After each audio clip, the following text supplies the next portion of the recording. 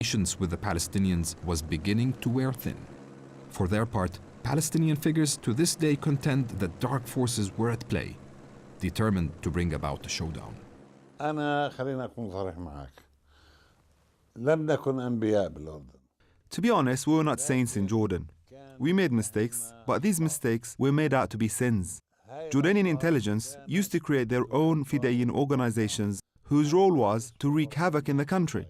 We apprehended one such organization set up by military intelligence with some 70 members. We deported them to Syria and we later released them. The revolutionary zeal of the Palestinians knew no boundaries. Radical leftist ideology could be seen sprayed on mosque walls. Private property was considered up for grabs. This leftist zeal, I call it their late childhood, manifested itself in the celebration of Lenin's birthday and delivering Marxist speeches from pulpits of mosques. It was an excuse for theft. Expensive cars would be stolen, and the excuse was that they belonged to the bourgeois classes. It was leftist immaturity. They were acts of provocation. The Democratic Front for the Liberation of Palestine used to paint slogans such as, "All power to the resistance."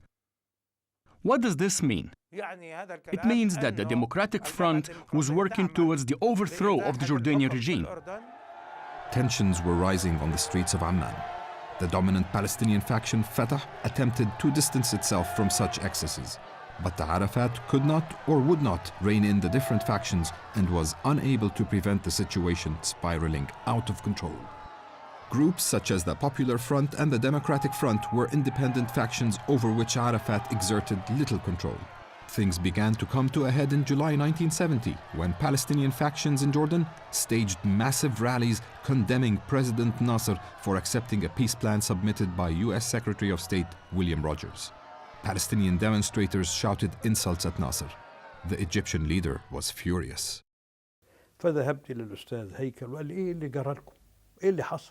Nasser's aide Haikal said, "What are you doing? The president is upset. You are swearing at us and using the radio station we provided you with in Egypt to do it." Then Nasser received us in Alexandria. He said he had been pacing up and down for 2 hours, trying to stop himself from saying anything that would hurt us. With tensions increasing in Jordan, it was a bad time for the Palestinians to fall out of favor with Nasser. To this day, some Palestinians feel the Egyptian leader gave a nod and a wink to King Hussein of Jordan to punish the Palestinians. That's true. He told King Hussein to twist our ear, but he didn't ask him to massacre us. And then Nasser went to Marsa Matruh, so he would not be in Cairo when things came to a head. But the Jordanians were still in two minds about what course of action to pursue against the armed Palestinians in their midst. Prime Minister Wasfi Attal recommended a more conciliatory approach.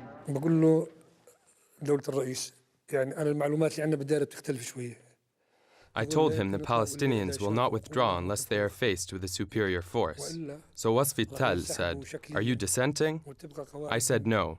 This is our recommendation based on the intelligence available to us. His Majesty then intervened and adopted my recommendation. On September 6, 1970, the Popular Front for the Liberation of Palestine, or PFLP, forced the Jordanians' hand.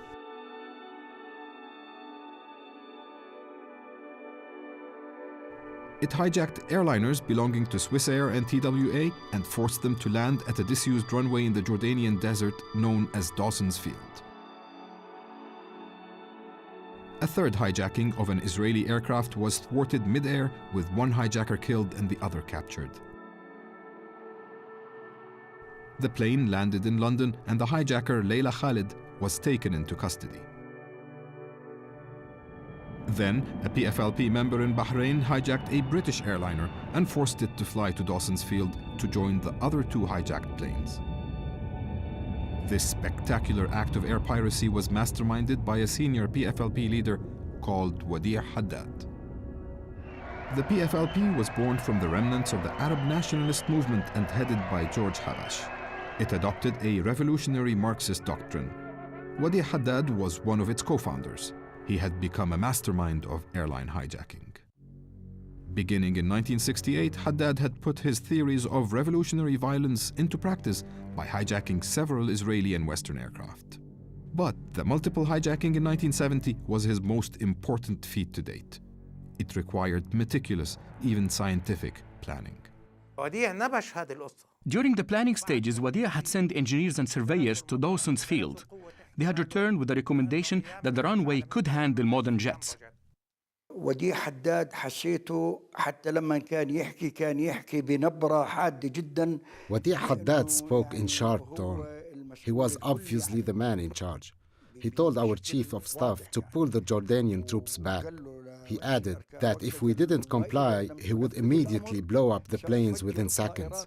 And he emphasized it in English by saying, "I mean it." I remember this clearly.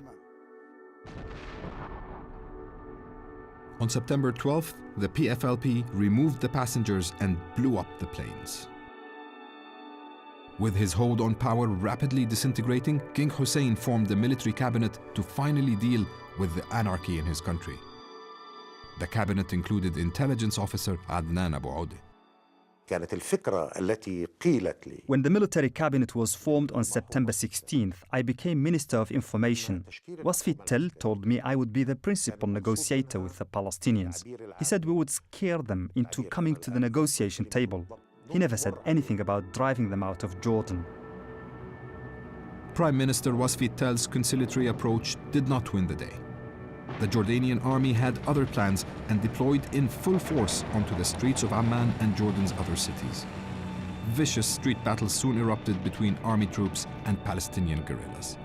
Fighting for their lives, the Fidayeen put up a stiff resistance in the face of a Jordanian army bent on exacting revenge for all the humiliations it had endured at the hands of the guerrillas. Casualties mounted, with the Palestinians estimating that around 4,000 people were killed, most of them civilians. Civilians bear the brunt of urban warfare. We estimate that we lost around 950 fighters in Black September. And as for the civilians, Arafat exaggerates and says around 10,000 died. But the real figure is around 4,000 to 5,000 civilians killed. In the region, Arab anger mounted at what was perceived as an attempt at liquidating the Palestinian liberation movement. Promises of military assistance to the Palestinians from Iraqi forces stationed in Jordan failed to materialize. The Iraqi forces stationed in Jordan were not there to assist the Palestinians. Their duty was to aid the defense of Jordan against Israel. They didn't let the Palestinians down. While Iraq kept its forces out of the fighting, the rival Ba'athist government in Damascus sought to intervene. Syria mobilized its armed forces and sent them into Jordan to support the PLO fighters. However, Syrian Defense Minister Hafez al-Assad refused to provide air cover to the advancing Syrian armor. King Hussein contemplated the unsavory option of requesting Israeli air support in a bid to beat back the Syrian advance. First, the Israelis agreed to mobilize their forces to get the Syrians' attention. And then